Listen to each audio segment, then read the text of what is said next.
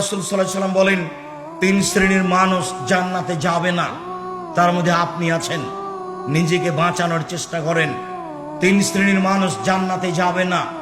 1, মদমিনুল খামর, যারা নিয়মিত বিড়ি, তামাক, জর্দা, সিগারেট, গুল, নেশাদার দ্রব্য খায়, পান করে, তারা জান্নাতে যাবে না।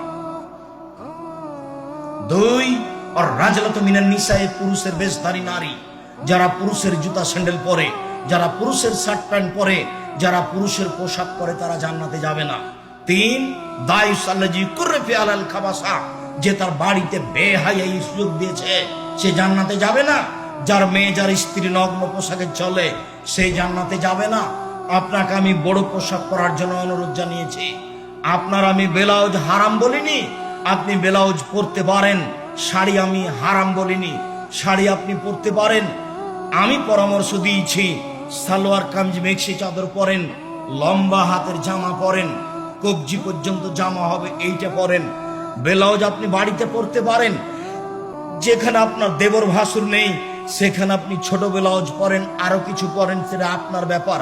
কিন্তু যেখানে আপনার দেবর ভাসুর আছে, সেখানে আপনি ছোট হাতের ব্লাউজ পরতে পারেন না, এটা হারাম। আল্লাহর নবীর নীতিকে মেনে চলার চেষ্টা করেন, জান্নাত হবে। মানুষের ক্ষতি করে জান্নাত কেনার চেষ্টা করিয়েন না।